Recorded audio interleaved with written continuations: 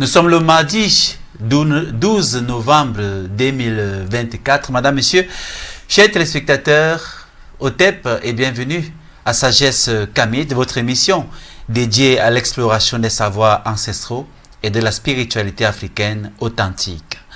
Aujourd'hui, je reçois avec beaucoup de plaisir une invitée exceptionnelle, sa matriarche Nangonjoy, avec qui nous allons aborder un sujet d'une importance capitale. Nous allons revenir dans un premier point sur la reconnexion 2024, que mettre reconnexion 2024 avec les différentes initiations que les candidats au Muvungu, n'est-ce pas, ont subi du côté d'Nzili.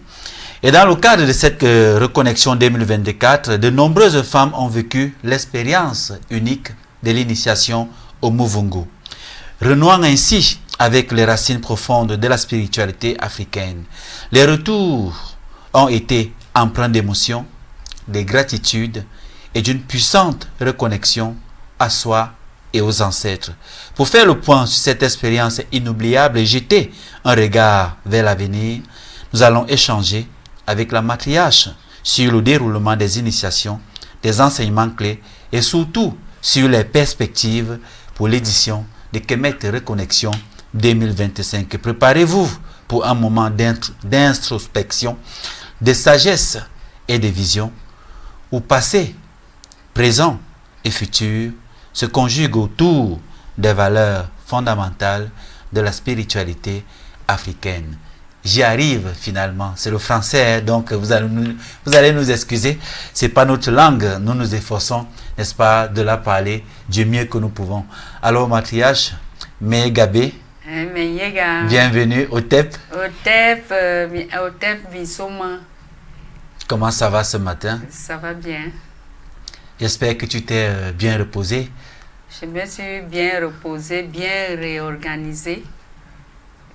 Avec les autres matriarches qui sont au village, les mamans qui sont déjà plus âgées.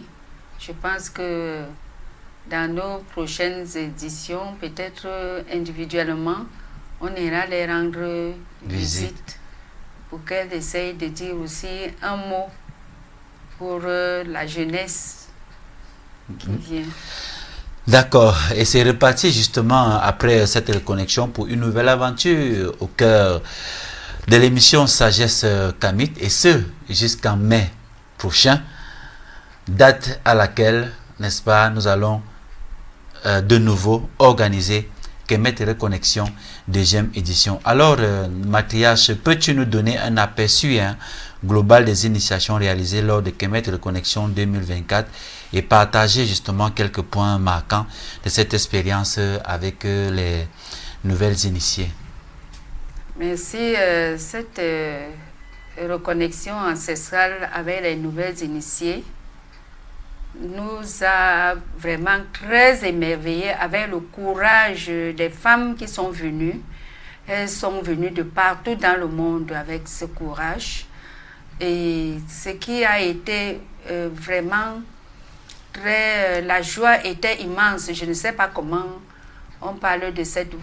quand quelqu'un... dont... l'émotion était à son paroxysme. Oui, voilà, c'est le français là-bas. Donc, c'était vraiment, les mamans étaient gaies, ça a même réhabilité les autres qui étaient déjà partantes que, ok, bon, comme je suis déjà partante, je veux partir avec tout ce que je connais, mais ça les a ramenés à la vie pour dire que non, il faut qu'on transmette à nos enfants, il ne faut pas qu'on s'arrête à si bon chemin, il faut qu'on finisse leur initiation avec ce temps imparti. Et ça s'est passé étape par étape, malgré que c'était un peu dur pour d'autres qui ne sont pas habitués à... Avant d'entrer même dans l'initiation proprement dite, c'est-à-dire le déroulé de l'initiation, tu as parlé un mot là en début d'émission, tu as parlé de courage. Oui. Il faut quand même saluer le courage de ces femmes-là qui sont parties de loin à la toute première édition comme ça, sans forcément savoir où elles allaient. C'est vrai que nous avons fait des émissions ici, mais il y a toujours un petit doute. Quand on va quelque part pour la première fois, encore pour se faire initier, il faut quand même saluer le courage de ces femmes-là, n'est-ce pas, qui sont parties justement de loin, d'autres de l'île de la Réunion, d'autres de la Guadeloupe, d'autres des États-Unis, d'autres de la France, d'autres même des pays africains, notamment comme la Côte d'Ivoire et autres, qui sont venus justement, qui ont eu ce courage-là pour venir s'initier. Oui, vraiment, ce courage a donné la vie au Movungu. A donné la vie parce que les mamans, même celles qui ne pouvaient pas se déplacer pour arriver, le fait seulement d'entendre qu'elles sont là, elles sont restées éveillées au moment où nous, on faisait aussi les exorcismes. Les exorcismes? Oui, en brousse. Si c'est les exorcismes, si c'est les quoi, je ne sais pas comment on appelle ça en français. On a compris, matriarche. Le plus important, c'est qu'on ait compris. Donc, elles étaient éveillées, elles ont, c'est-à-dire, appelé les ancêtres. Elles étaient émerveillées de voir leurs enfants venir un peu partout du monde entier. Du monde entier. Et que, bon, elles ont repris, comme un certain comédien disait, que une dame a pris goût à la vie.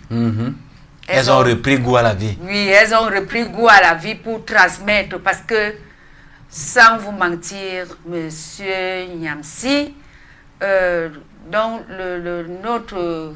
Sans te mentir, donc il ne faut pas me vous voyez, matriarche. Nous sommes en Afrique. Oui. Et on l'a déjà dit, si on se tutoie. Vous êtes nombreux, non, dans ce studio. Ah, d'accord. Voilà. C'est la télévision.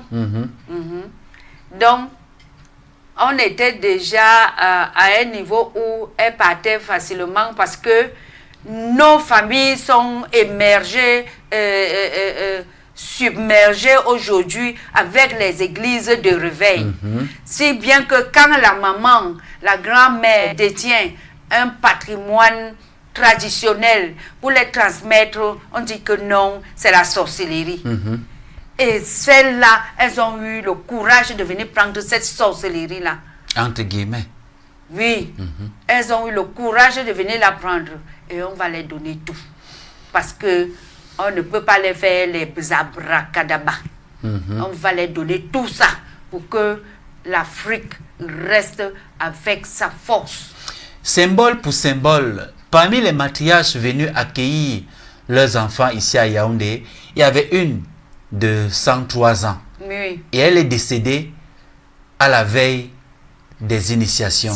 Oui. Je pense que elle pouvait décéder longtemps avant.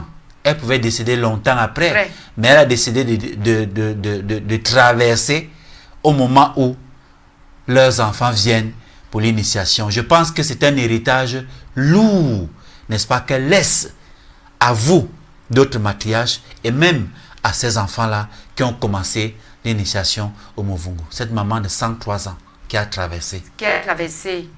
Cette maman de 103 ans qui a traversé au moment où elle a appris que les premières personnes sont descendues. Celle qui est venue de l'île de la Réunion. Elle a traversé. Donc, elle a dit que maintenant, je suis arrivée. Ce qui était compliqué, je suis arrivée. Cela veut dire que elle avait dans sa famille, on a emporté son arrière-grand-père à l'esclavage. Ses grands-parents lui racontaient souvent cette histoire.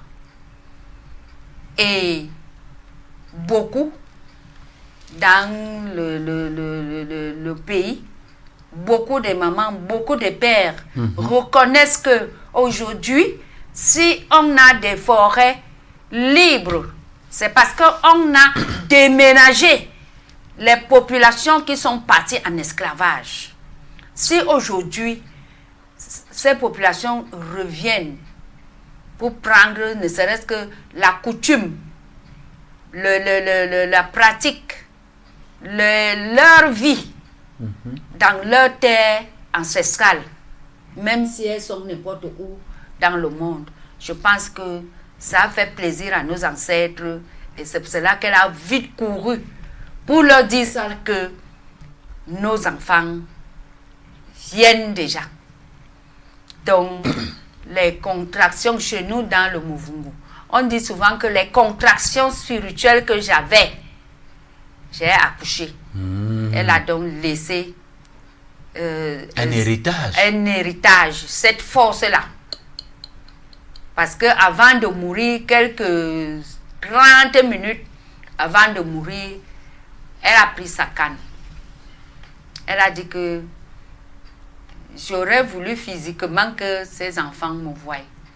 Mais comme je ne les ai pas vus, je dis, mais pourquoi tu vas dire que tu ne les as pas vus? Elle savait qu'elle partait. Elle savait qu'elle Comme partait. comme tu nous l'as expliqué dans une émission ici, que les matriarches de Muvungu savent le moment où elles vont traverser. Dis, comme il n'est pas possible qu'on se voie, voici. Tu lui as dit que, mais pourquoi tu dis ça? Comme si peut-être tu devais... Et quelle a été sa réaction? Elle a ri. Elle a ri. Elle a ri, elle a dit, c'est comme ça, elles vont venir me trouver. Mais prends d'abord la canne. Prends d'abord la canne. Donc, la canne de cette maman-là, elles vont utiliser ça jusqu'à la fin de leur initiation. C'est une chance extraordinaire pour celles-là alors qui sont venues pour la toute première fois. Je comprends pourquoi est-ce que elles se sont même déjà inscrites pour la deuxième édition de 2025 pour venir poursuivre l'œuvre que cette matriarche et toi-même et les autres matriarches ont commencé.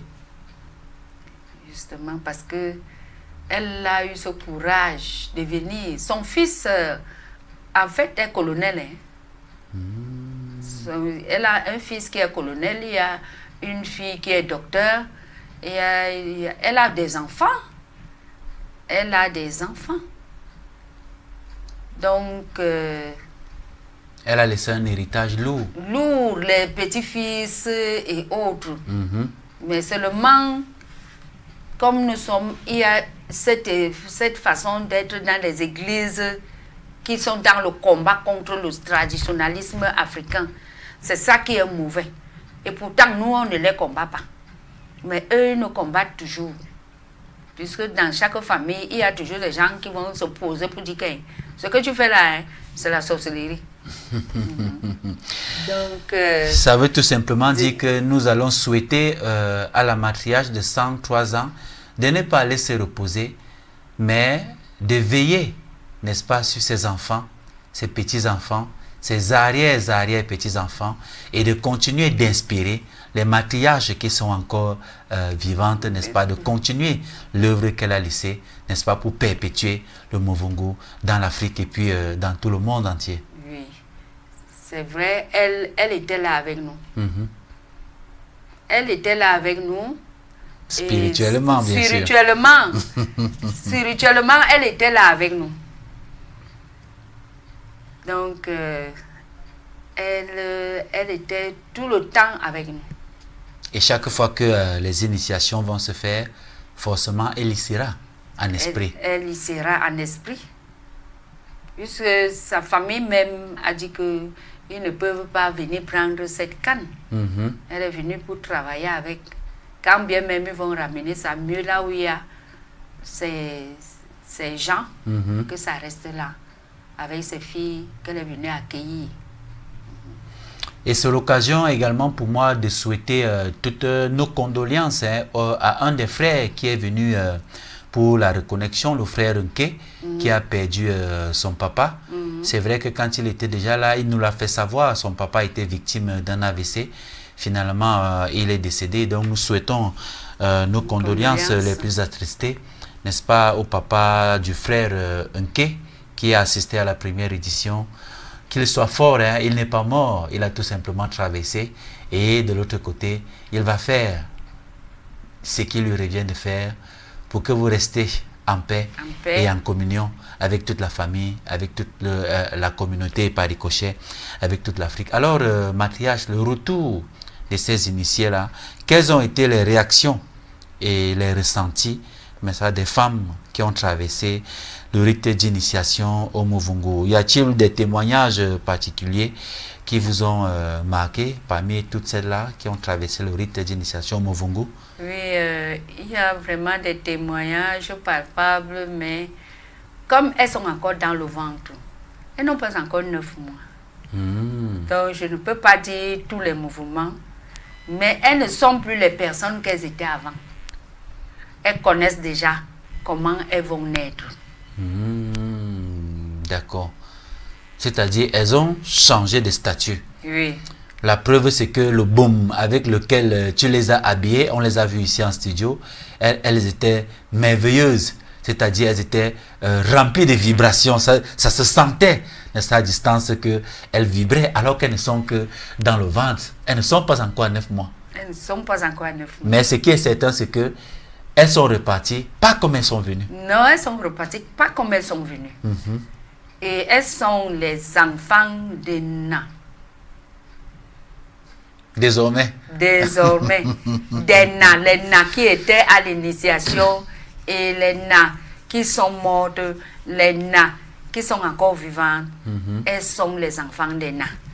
Donc, quand elles sont quelque part, elles sont des matriarches.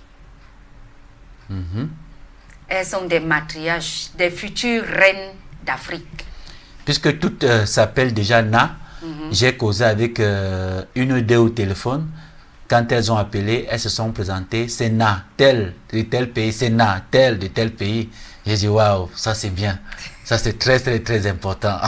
Un matriarche. Elles sont les Na, elles sont des futures matriarches, des futures reines. Et elles ont apporté beaucoup de leur sagesse.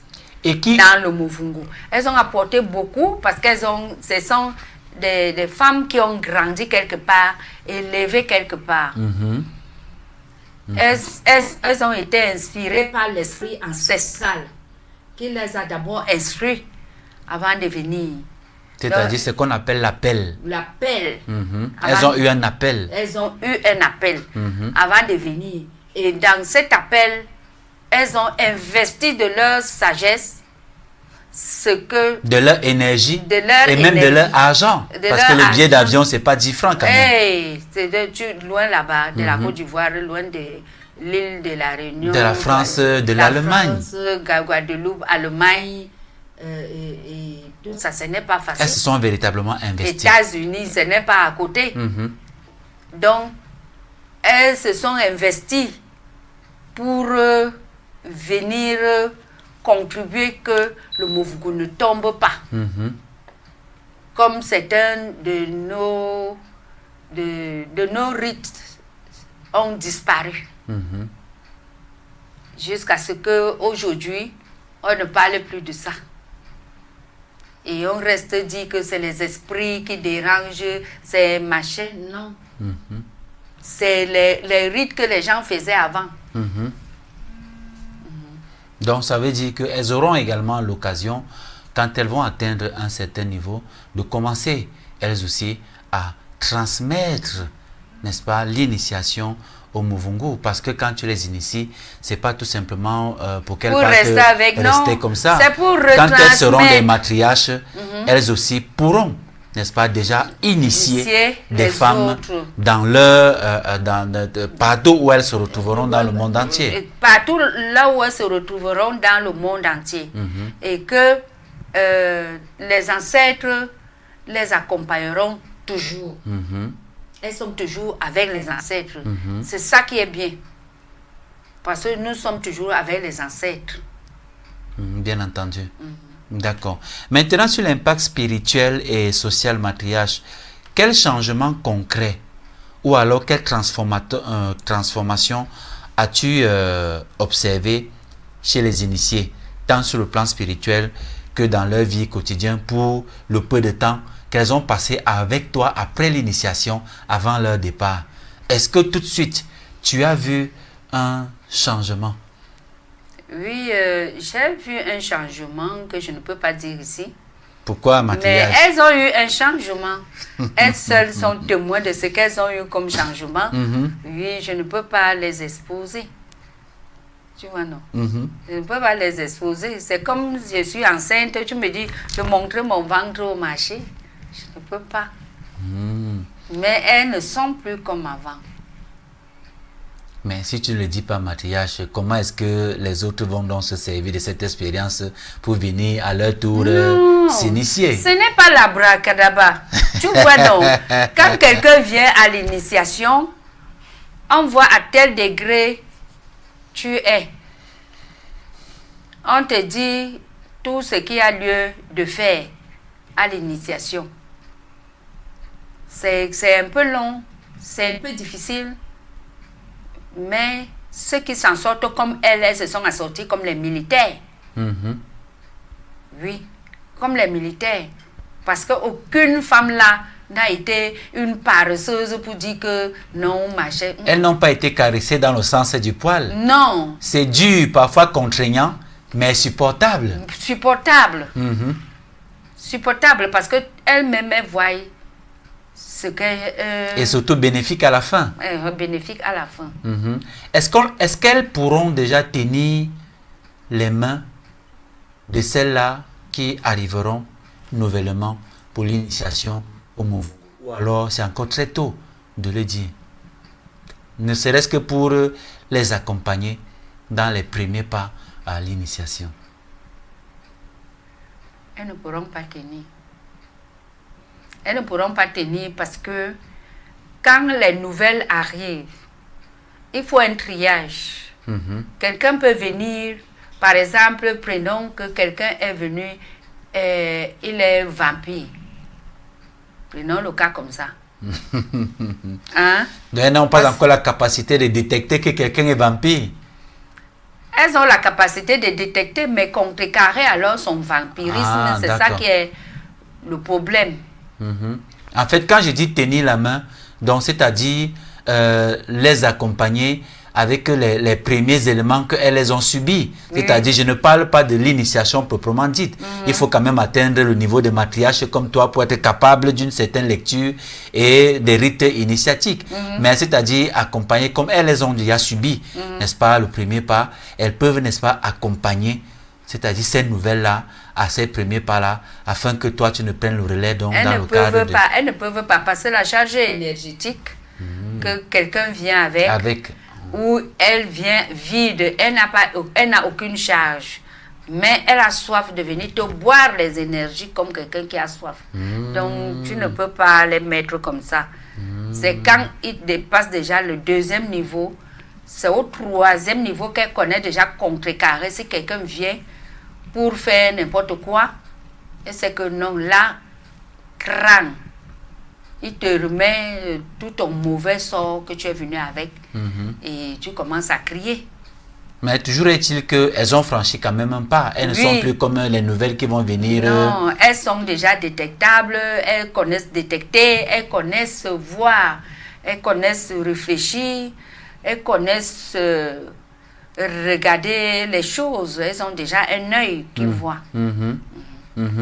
Bon, maintenant, comme elles sont à distance, comment se fait le suivi? Est-ce que ce n'est pas contraignant? Est-ce que ce n'est pas difficile? Je vais prendre un exemple avec les autres. Quand un chrétien, par exemple, se baptise, il a un parrain. Et après, le parrain le suit pour que l'enfant ne sorte pas de son orbite, qu'il reste toujours dans son orbite.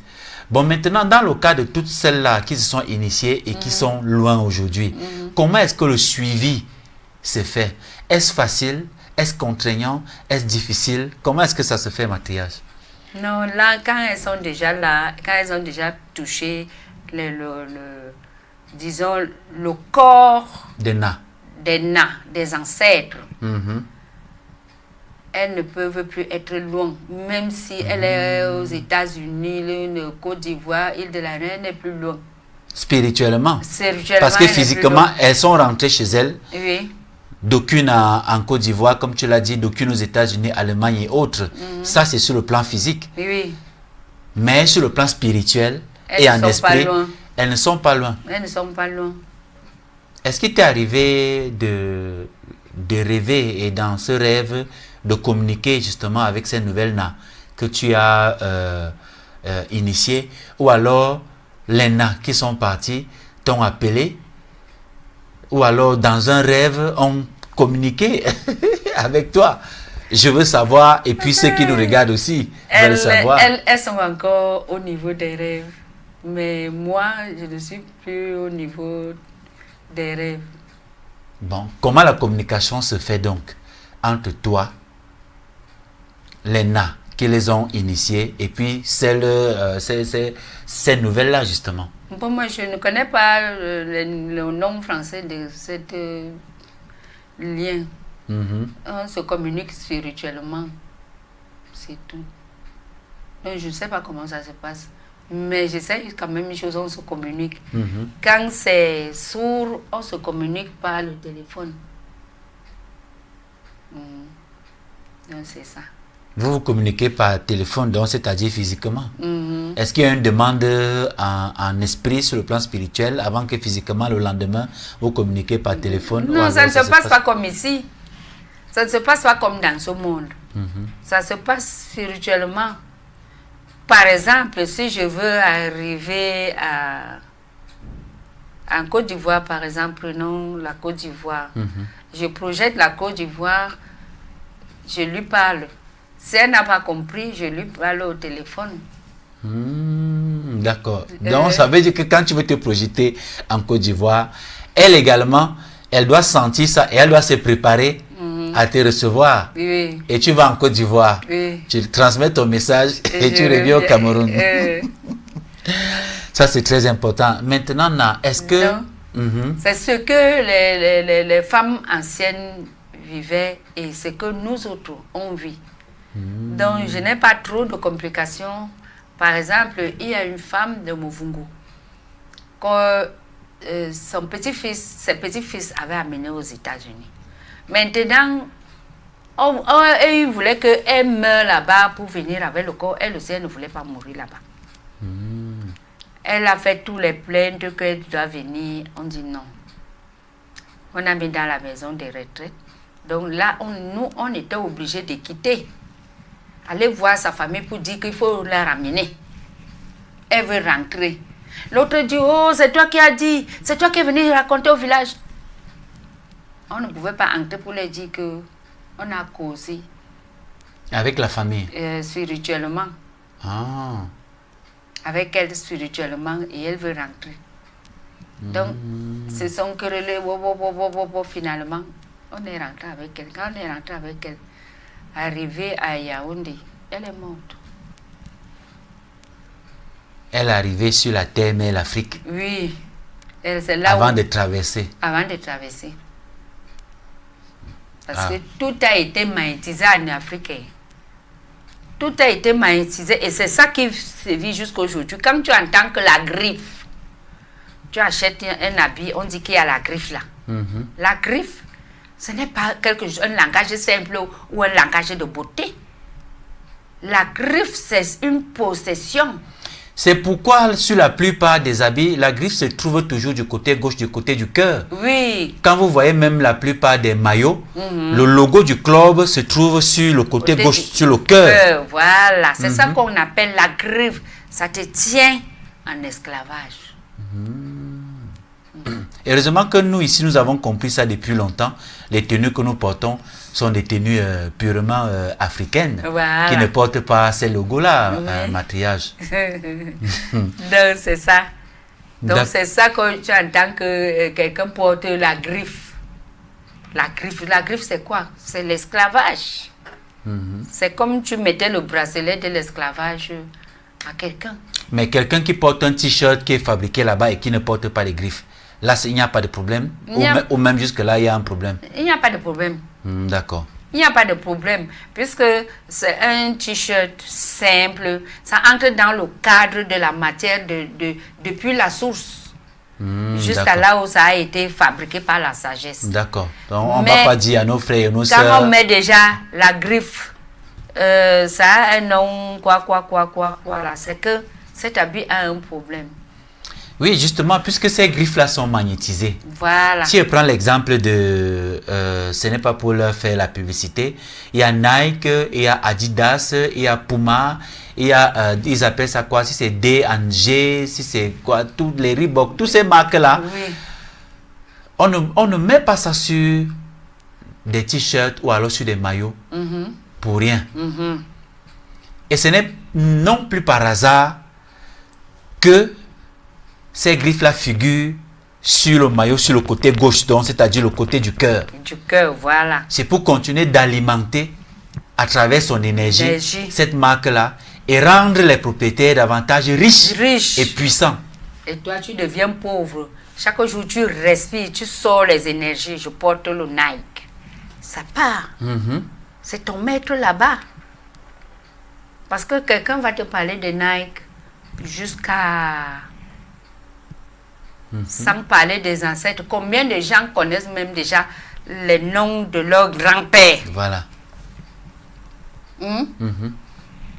Puisque on n'est pas hors sujet.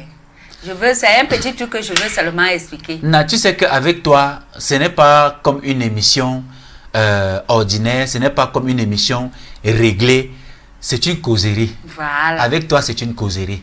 Voilà. Donc, que tu es un grand monsieur. Ton père t'a élevé avec ta mère dans toute leur pauvreté. leur misère, leur souffrance. Leur misère, leur souffrance. Sans compter les sacrifices qu'ils ont faits pour que tu sois un homme ou une femme demain. Alors, quand tu grandis, tu deviens grand, tu les prends, tu les enfermes à un coin où tu as honte de leur apparence. Parce que déjà, cette culture de bien tenir la cuillère, de bien manger à table, de marcher, de s'exprimer devant les gens, pour eux, voir les gens n'est qu'une joie comme toi-même, tu as toujours été. Par exemple, devant tes amis, ce n'est qu'une joie. Et que bon, cet protocole, cette culture d'être... toi et tes amis, vous allez trouver ça surpassé. Et aussi, ils veulent une curiosité quelconque. Voilà que tu accouches des enfants, tu surnommes à ton père. Tu donnes le nom de ton père, mais tu ne donnes pas le prénom. Tu prends Dylan, tu mets. Tu donnes le nom, mais tu prends Dylan. Quand on dit prénom, prénom, c'est quoi? Ce qui vient avant le nom. Ce qui vient avant, c'est-à-dire, on met d'abord ça après ton nom. Prénom. On met d'abord un nom après ton nom.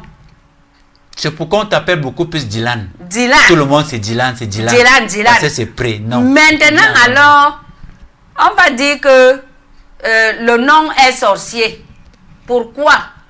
Parce que quand Dylan, l'esprit Dylan va s'installer en toi.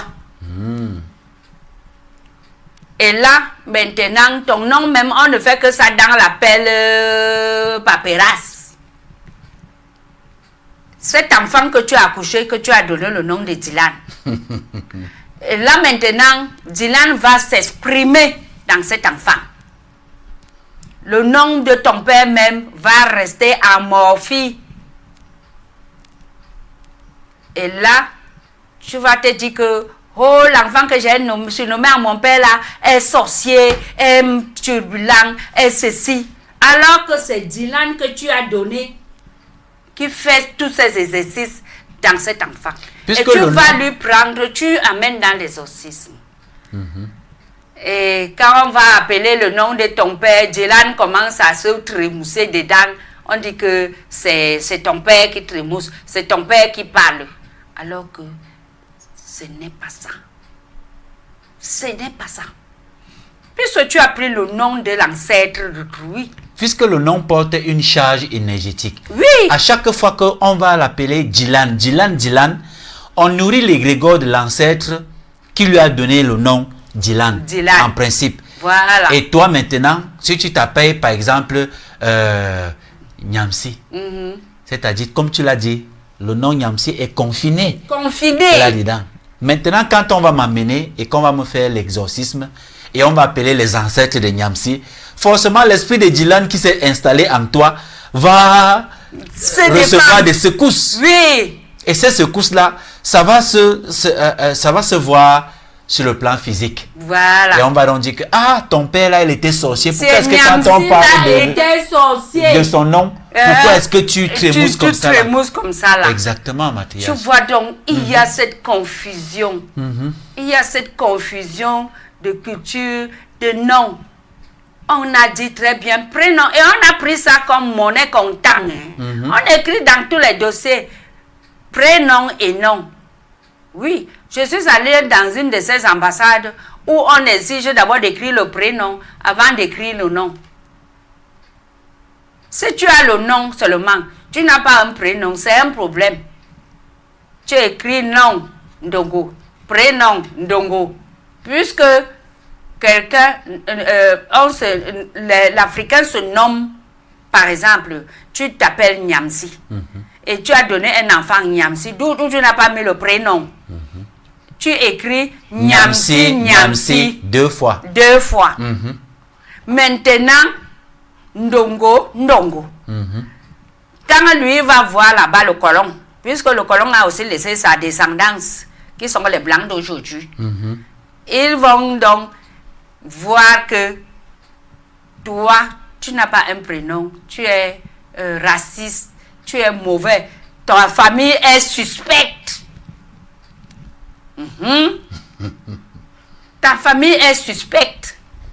Donc les prénoms sont des noms coloniaux. Hein? On te donne par exemple le nom, comme moi par exemple, je suis Monique. Est-ce que j'ai connu l'ancêtre Monique? Non. L'ancêtre Joy, je la connais. Je la connais parce que quand je pars avec les ancêtres, je revois Joy. Mais depuis là, j'ai cherché Monique, je n'ai pas vu. Et pourtant, elle est là. Mystiquement, je l'ai cherchée. Tu ne l'as pas vue? Je ne l'ai pas vue. Oh, quelqu'un qui porte l'ancêtre ou alors l'ascendant de Monique. Quand ils vont parler de Monique, ils vont se retrouver. Ils vont parce se que retrouver. ça cadre avec leur égrégore. Égrégore. Et là maintenant, ça correspond à leur égrégore. Et là maintenant, ça correspond à leur égrégore. Et c'est ce qui disait, on disait que en Afrique, il y avait un certain livre qu'on avait écrit là. Je ne sais pas l'éditeur qui avait écrit ce livre. La chrétienité et le carcoumen. Donc, j'étais encore enfant. Hein. J'ai, par méga, comme ça, on a aussi laissé le livre. J'ai lu ça. Tu vois, tu copies aussi les gens, comment ils lisent. J'ai compris un peu la lecture. Je faisais le cours moins 1. Ça m'a choqué. Et chaque fois que je lisais un livre, je trouvais toujours quelque chose dedans. Donc, j'ai compris que le prénom qu'on nous donnait, et il disait qu'il y avait 1500 prénoms en Afrique. 1500 personnes qui vont seulement aller au ciel. Donc, c'est 1500 prénoms qui sont venus avec en Afrique.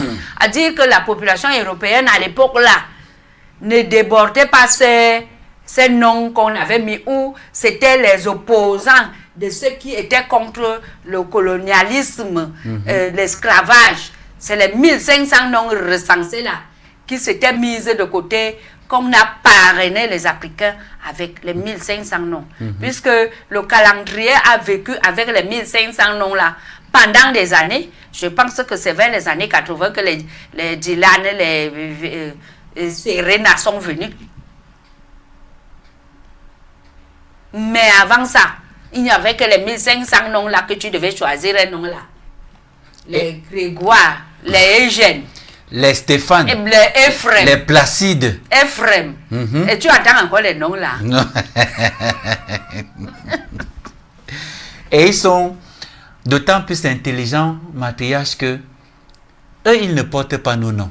Jamais. Tu ne peux pas voir un Allemand, un Français, Espagnol, Portugais et autres porter le nom de Nyamsi ou bien de Njoy. Jamais. Parce qu'ils savent que le nom a une charge énergétique. Or, ils nous ont imposé les leurs expressément pour que nous nourrissions leur égrégore. Et que quand celui-là meurt, il se réincarne à toi pour continuer maladroitement le travail que lui il a commencé. C'est pour cela qu'on se retrouve avec les colons noirs aujourd'hui. Et certains vont nous dire que oui, c'est bien beau, vous le dites, mais qu'est-ce qu'on fait donc pour donner des prénoms ou des surnoms, s'il faut les appeler cette terminologie-là, comme ça à nos enfants en Afrique? Mais beaucoup de femmes nous ont contactés dans le cadre des noms ou des prénoms ou des surnoms à donner à leurs enfants. Mais moi, j'ai donné près de noms. 2000, j'ai près de 2000 noms et prénoms africains avec des significations. Ça veut dire que quand tu donnes un nom ou bien même un surnom à un enfant, ça a une signification de ce que tu voudrais que ton enfant devienne. Et nous les avons. Il y a l'égrégore de la famille qui a un nom. Voilà. Hein? Qui a un nom et que ce nom peut être cheminé d'après l'acte que tu veux. Voilà. Par exemple, on avait parlé à une de ces émissions ici, le Ndan. Hein? Tu es Joy, mais le nom de la cuisine maternelle, c'est éléphant. Quand ma soeur va venir, elle s'appelle Joy. Son nom de la cuisine maternelle, c'est porc. L'autre va venir, elle s'appelle Joy, mais son nom maternel de la cuisine... C'est cochon. C'est cochon. C'est lièvre. Ngobissé, par exemple. Njoy Bissé. Njoy Bissé. Njoy Ngazwa. Njoy Kéré. Njoy tel. Njoy tel. Hein? Donc, c'est comment? On a des prénoms. On a des prénoms. Mais ce qui est curieux, c'est que nos jeunes femmes... Par exemple, le nom de Monique, j'ai fait les recherches avec le nom de Monique. Monique, c'est Monique de... ça sort dans la famille où les gens ont inventé l'argent. Les pièces là. Monique, à Monaco. L'argent a été inventé à Monaco pour que ça soit... en fait, les pièces. Les pièces ont été inventées en Afrique. Mais l'art des gens pour conquérir pour le monde entier, ça a été inventé à Monaco. Et ça s'est éparpillé dans le monde entier. L'argent a été inventé au Cameroun. Les pièces de monnaie ont été inventées au Cameroun. En Égypte, c'était les boules d'or qu'on faisait l'échange avec. Pour acheter certains matériels, on faisait les boules d'or. Mais ici en Afrique, c'est le Cameroun qui pèse la pièce. On aura l'occasion justement parce que un patriarche, je crois c'est le patriarche Biloa ici, qui a eu l'occasion de me présenter la pièce d'argent qui a été inventée justement au Cameroun il y a très longtemps. Et les colons justement ont empêché que ça se généralise. C'est-à-dire cette pièce d'argent-là. Je pense que c'est le patriarche Biloa ici. On aura l'occasion à une émission ici de présenter justement la pièce dont tu parlais, la matriarche. Je connais la famille en question. C'est la famille de la maman qui venait d'être décédée. De 103 ans là. Oui. Il y avait les machettes avant qu'on appelait machette Bama. Les grosses machettes, la machette Bama. Quand les colons ont su qu'il était dans une île, comme on l'avait transporté, leur bateau a chaviré. Et quand on pouvait les repérer, ils ont ramassé toute la famille qui était là-bas, dans cette île-là. Soit ils les avaient tués, soit ils ont fait quoi dans le monde entier. Eux-mêmes, on ne sait pas. C'est pour cela qu'eux-mêmes, ils ont ressorti la machette crocodile. Donc, c'est la famille là qui a inventé les pièces. Et sans te mentir, je suis arrivée dans cette famille, j'ai vu le modèle qui est resté depuis des années.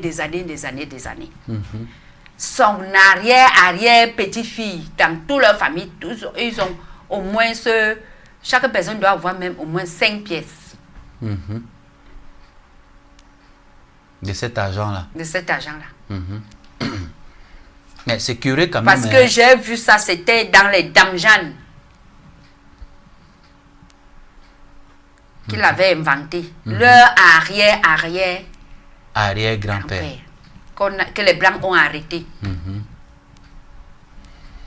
Mais c'est curieux quand même, hein, matriarche, de voir encore aujourd'hui nos sœurs, nos filles, nos mamans faire des enfants et continuer d'aligner des prénoms occidentaux.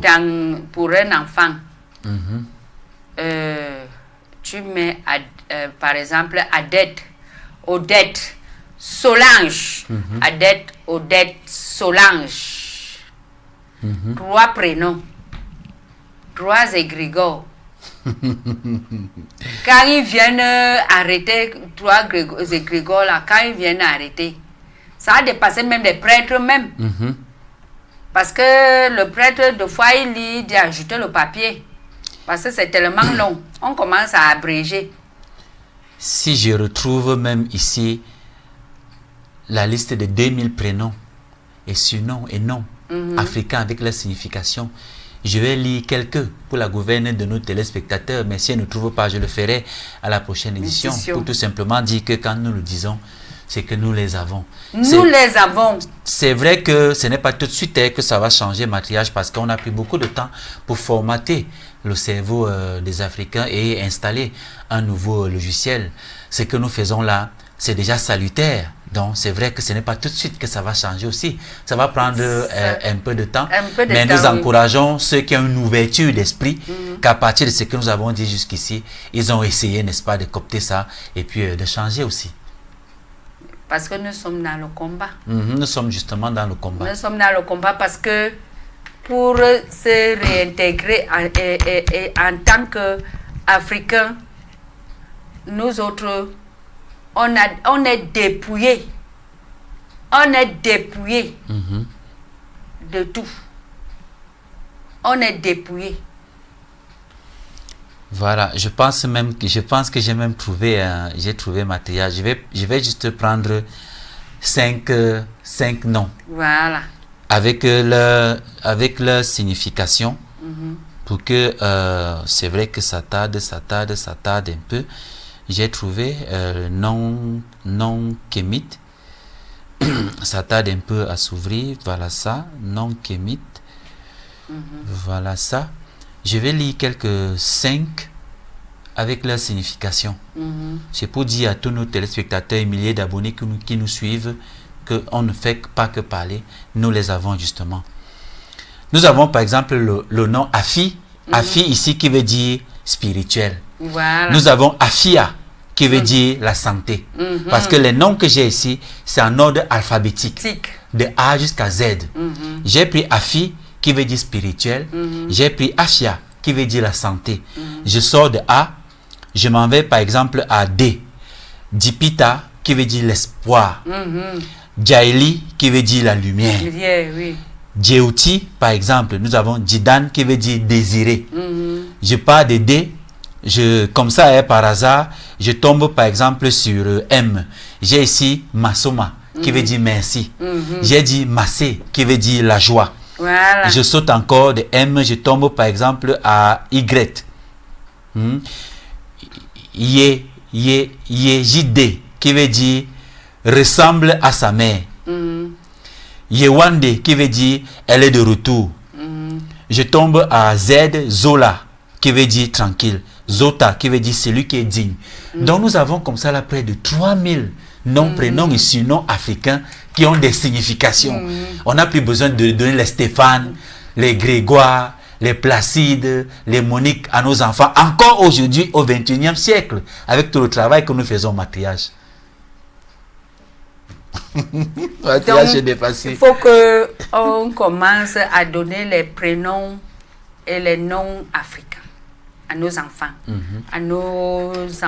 qui naissent. Bon. Comme le passage aussi de nos parents de nos ancêtres était que pour avoir la paix, comme la paix est bien, il fallait qu'on les fasse le baptême à 50 ans pour lui donner le nom de Grégoire. Exactement. Maintenant, quand il portait déjà le nom de Grégoire, dès que son égrégore qui est en lui entend ça, il meurt. Il meurt. Tu avais souvent suivi que les gens qui n'étaient pas baptisés, dès qu'on lui baptise, ils meurent, non? Justement parce qu'il portait un autre égrégore. Quand tu viens avec l'autre, tu installes. Il regarde comme ça, il te fuit. Et parfois même il y a conflit dans ton esprit, dans ton corps. Il y a bagarre. Il y a bagarre. Et tu peux en mourir parce que forcément, chaque égrégore veut prendre le s'installer. dessus. Veut s'installer. Alors, c'est ça. Et on va aussi amener nos filles, nos garçons à apprendre à regarder dans leurs arbres généalogiques les noms.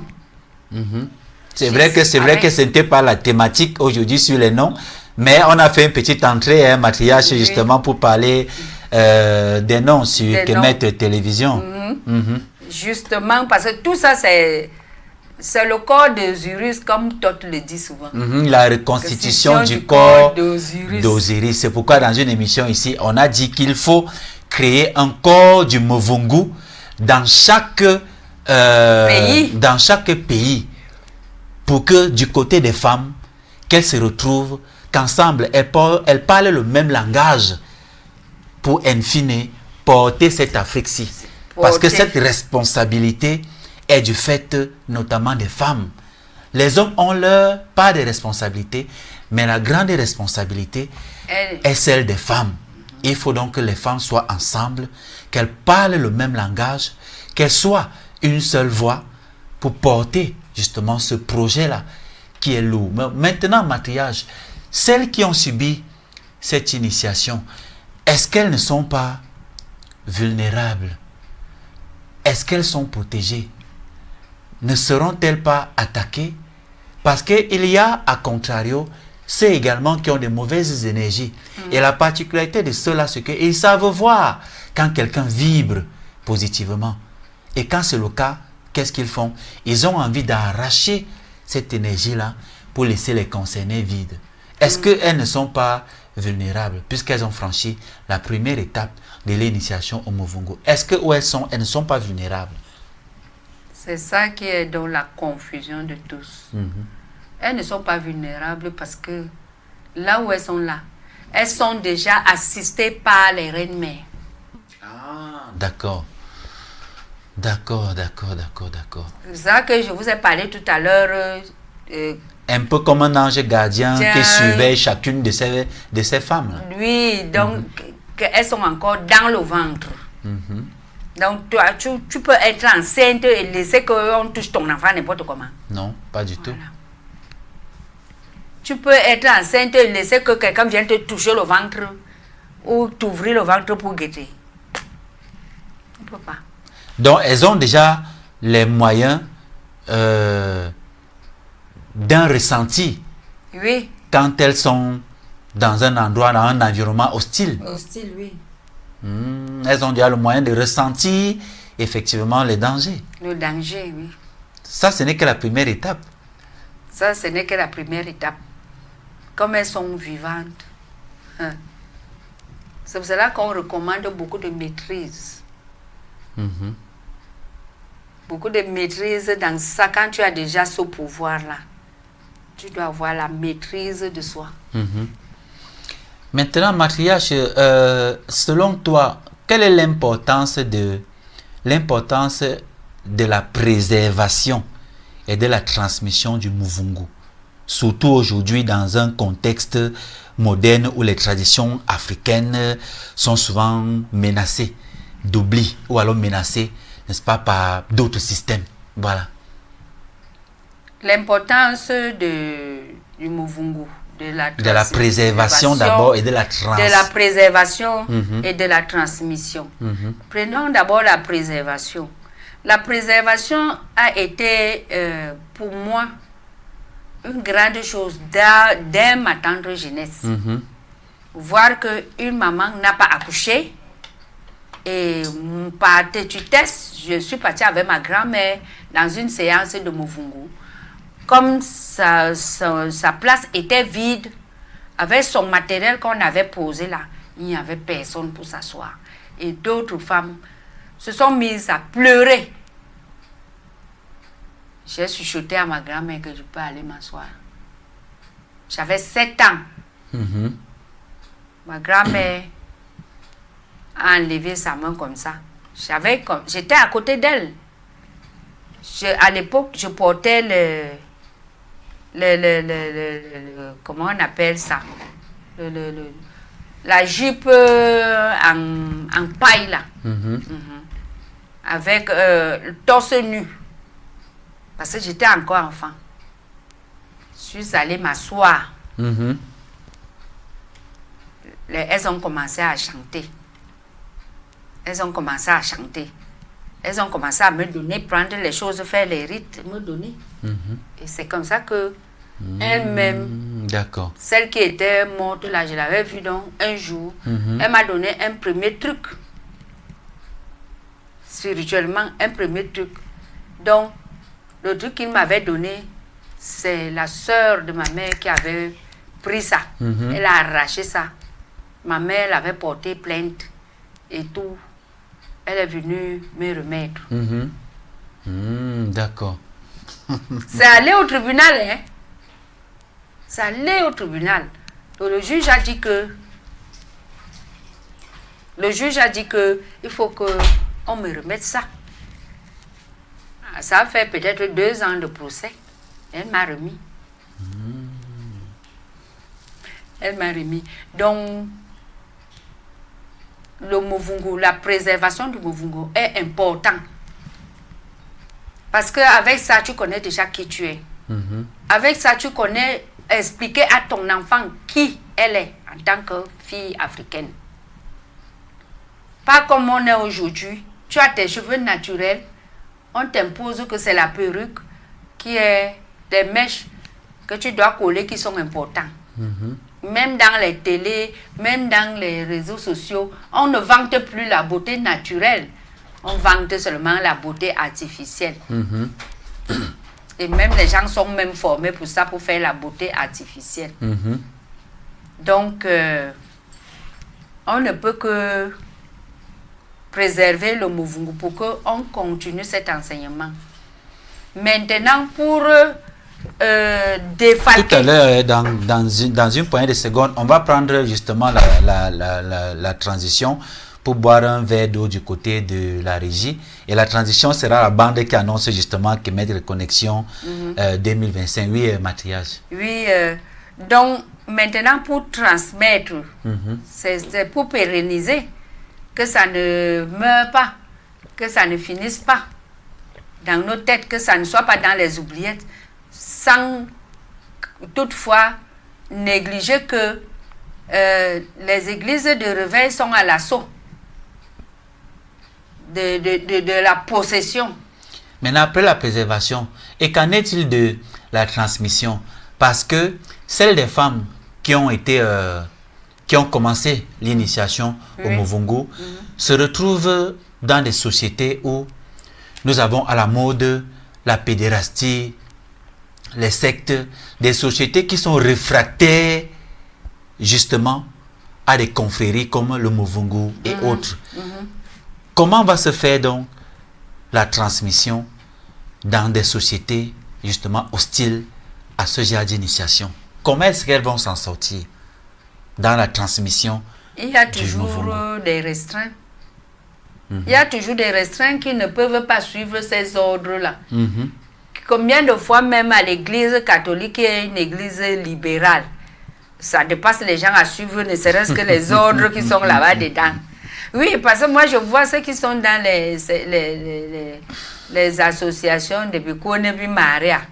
Elles enlèvent les habits là pour faire la sorcellerie, devenir les porcs qui piquent les édussons. Elles ont respecté ça. Elles n'ont pas respecté. Donc il y a toujours les gens qui vont se sentir à l'aise en marchant dans le cercle de Muvungu. D'accord. Je pense que si la régie est en phase avec moi, nous allons prendre une transition pour prendre un verre d'eau du côté de la régie et on va se retrouver juste derrière pour clôturer cette causerie avec la matriarche Nangonjoy et projeter, n'est-ce pas, pour Kemet Reconnexion 2025. Alors si la régie est en phase avec moi, nous prenons la transition et on se retrouve juste derrière.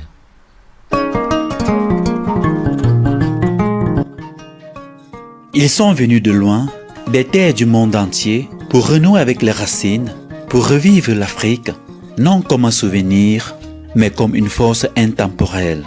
Après le succès retentissant de la première édition, Kemet Reconnexion revient pour une nouvelle immersion au cœur des savoirs et des mystères africains. Du 16 au 31 mai 2025, à Yaoundé au Cameroun, rejoignez la deuxième édition de Kemet Reconnexion. Un voyage exceptionnel où chaque jour révèle un héritage sacré, chaque échange nourrit la conscience, chaque geste réveille l'âme. Des maîtres spirituels, des prêtres initiés, des guérisseurs, des chercheurs de vérité, ils seront là pour vous guider, vous enseigner et vous reconnecter à l'essence de la tradition africaine.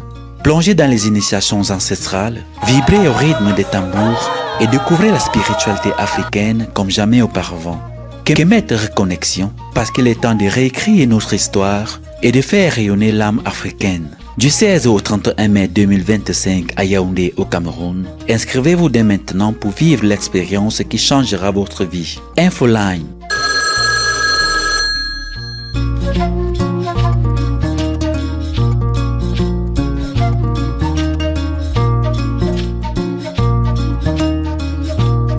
Kemet Reconnexion, là où les racines du passé nourrissent l'avenir.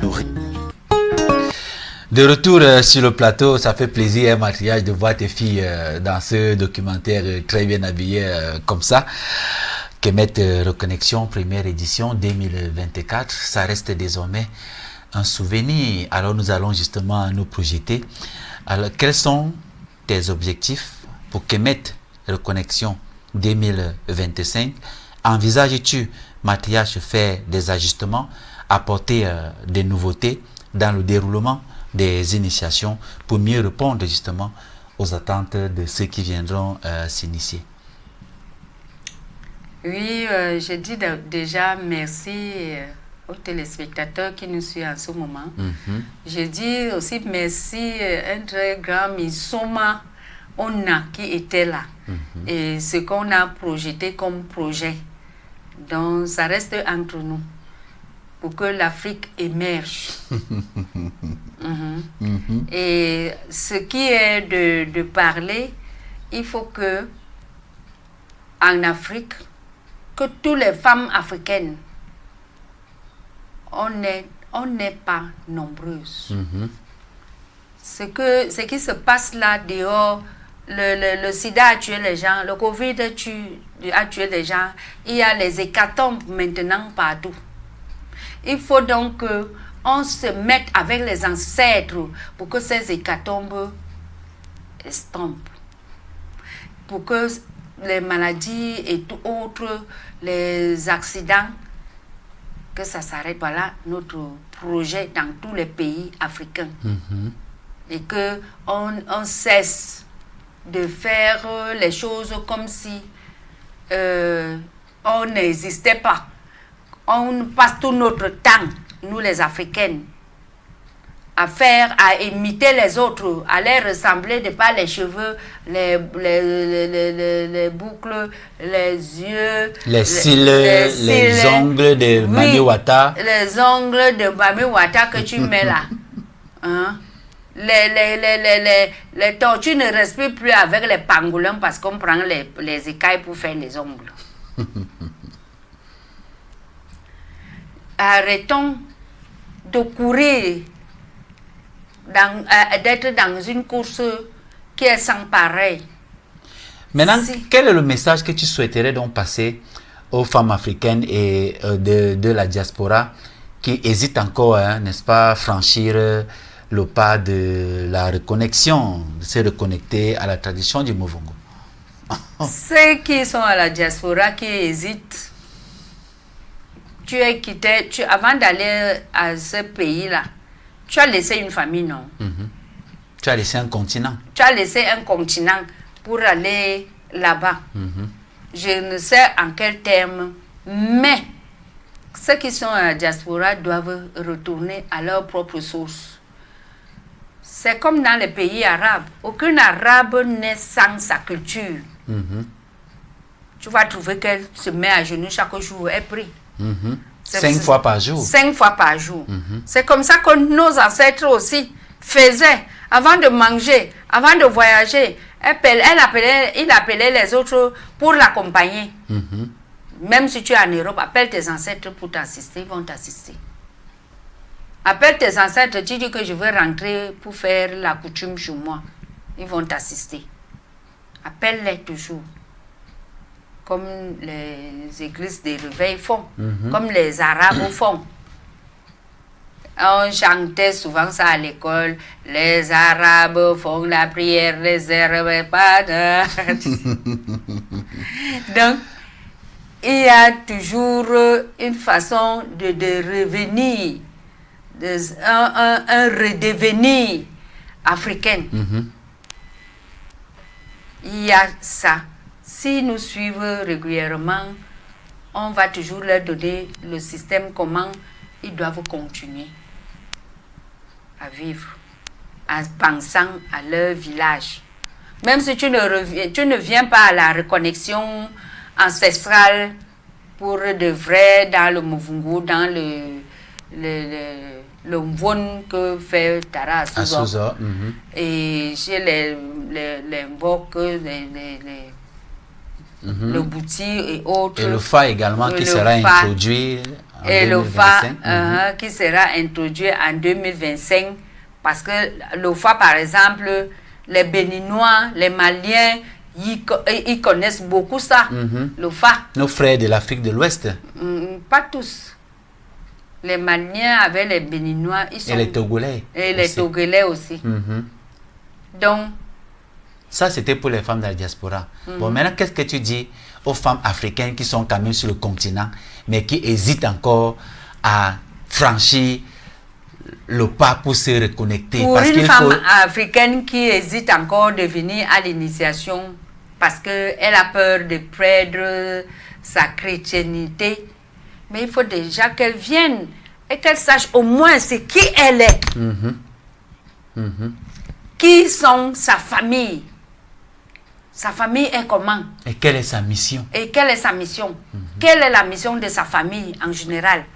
Et comme dans sa famille, elle a quelle mission dans la vie ici? Parce que tout le monde ne naît pas dans une famille pour être en mission dans sa propre famille. Tu peux naître dans une famille comme tu es Nyamsi, tu nais là-bas à Chang, à Bafoussam. Ta mission, tu viens l'accomplir à Yaoundé. Les gens n'ont jamais compris ça. Donc, cela veut dire que...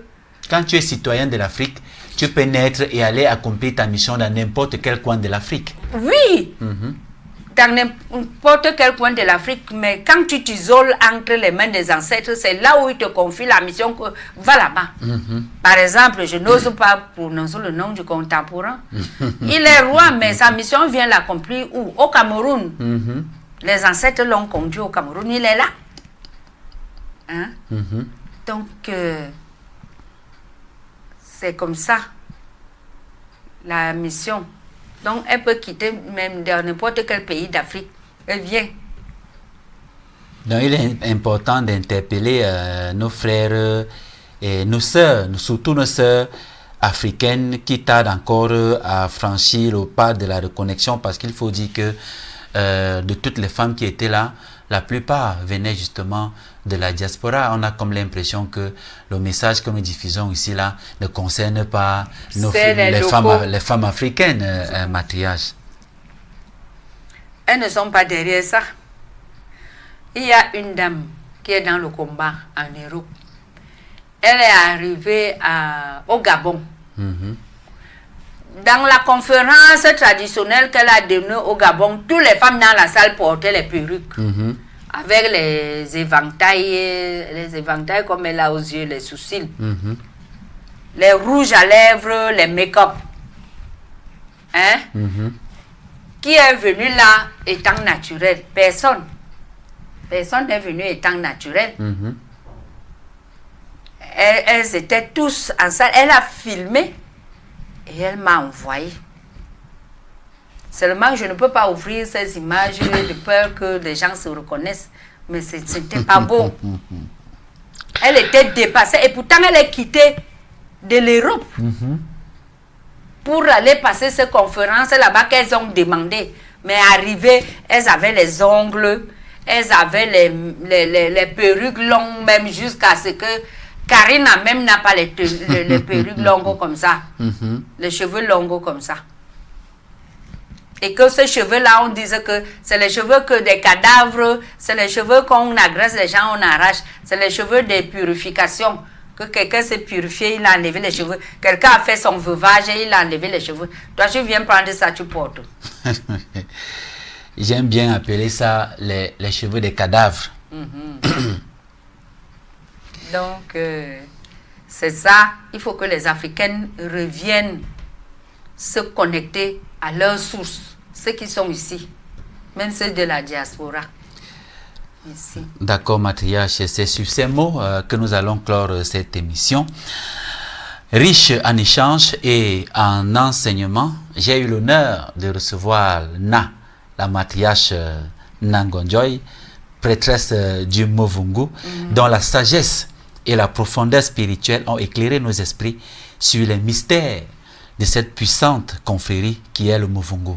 Le bilan de Kemet Reconnexion 2024 témoigne du besoin croissant de réancrage et de reconnexion aux valeurs ancestrales qui nous ont façonné. À travers le récit des initiations, nous avons pu ressentir l'énergie de la transformation intérieure et la joie des femmes qui ont renoué avec leur héritage spirituel.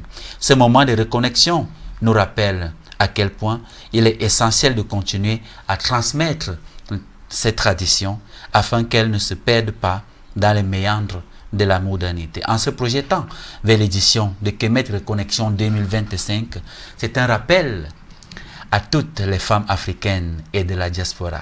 L'heure est venue de revenir aux sources, d'épuiser dans les savoirs anciens et de revendiquer notre identité profonde. Le Movungu n'est pas qu'un rite, c'est un chemin de renaissance et de souveraineté spirituelle. Nous remercions donc une fois de plus encore la matriarche pour sa présence et sa guidance et invitons chacun à se préparer pour une prochaine édition qui promet d'être encore plus enrichissante et transformative. Que les ancêtres nous accompagnent sur ce chemin de retour à la lumière originelle. Otep, otep, otep, matriarche. Otep, otep, Nyamsi, Yomba, otep. Voilà. Je ne terminerai pas cette émission, alors cette causerie, sans faire un coucou à un frère congolais. Il s'appelle Ikem Sek Kam. Il a commis un ouvrage et il est en recherche justement d'un éditeur. Je vais lire un extrait de cet ouvrage-là. Il dit ceci: mon rêve est de voir l'Afrique reprendre sa dignité. Aujourd'hui, tout homme voudrait pouvoir prononcer cette phrase. Ouvrez les guillemets. Le citoyen qui veut remplir ses devoirs avec conscience doit continuer à s'informer pendant toute sa vie. Fermez les guillemets. Je propose que l'on revoie le système éducatif car l'éducation est la base la plus solide pour transformer une nation. C'est un extrait de son ouvrage. C'est un frère congolais. Il est à la recherche d'un éditeur. Il s'appelle Ikem Sek Kam, la voix du poète au service de la nation. Très prochainement, je vais en donner davantage d'informations relatives, n'est-ce pas, à cet ouvrage et si possible, n'est-ce pas, le numéro de téléphone de l'intéressé en question pour une éventuelle aide. Voilà, madame, monsieur, chers téléspectateurs, milliers d'abonnés. Ça a été un plaisir, une fois de plus, de discuter avec la matriarche ce matin dans le cadre de l'émission Kemet Télévision. Nous espérons que vous avez aimé. On va se revoir très prochainement, certainement mardi, pour une nouvelle édition de Kemet, de Sagesse Kemet avec la matriarche. Demain, nous allons plonger dans les méandres d'un ancien. Nous serons sur le terrain pour enregistrer une émission dans le centre culturel Mbok Mabok, c'est Mbok Mambon, quelque chose comme ça. Donc, vous aurez l'occasion demain quand l'émission passera en direct et sera diffusée également sur nos différentes plateformes. Ça sera sur le terrain parce que de temps en temps aussi, il faut innover, sortir du cadre du studio de Kemet Télévision et aller faire, n'est-ce pas, les émissions sur le terrain pour le bonheur seulement des téléspectateurs, des milliers d'abonnés que vous êtes. Triple tap à vous, portez-vous bien, gardez toujours l'attitude positive. On se revoit très bientôt sur nos mêmes antennes. Otep, Otep, Otep.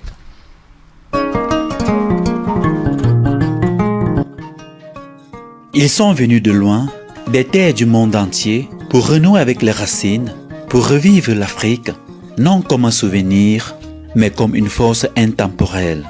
Après le succès retentissant de la première édition, Kemet Reconnexion revient pour une nouvelle immersion au cœur des savoirs et des mystères africains. Du 16 au 31 mai 2025, à Yaoundé au Cameroun, rejoignez la deuxième édition de Kemet Reconnexion. Un voyage exceptionnel où chaque jour révèle un héritage sacré, chaque échange nourrit la conscience, chaque geste réveille l'âme. Des maîtres spirituels, des prêtres initiés, des guérisseurs, des chercheurs de vérité, ils seront là pour vous guider, vous enseigner et vous reconnecter à l'essence de la tradition africaine. Plongez dans les initiations ancestrales, vibrez au rythme des tambours et découvrez la spiritualité africaine comme jamais auparavant. Kemet Reconnexion, parce qu'il est temps de réécrire notre histoire et de faire rayonner l'âme africaine. Du 16 au 31 mai 2025 à Yaoundé au Cameroun, inscrivez-vous dès maintenant pour vivre l'expérience qui changera votre vie. Infoline.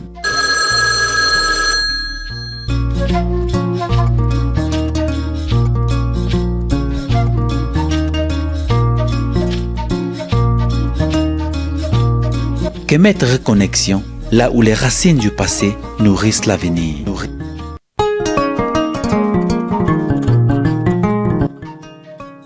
Ils sont venus de loin, des terres du monde entier.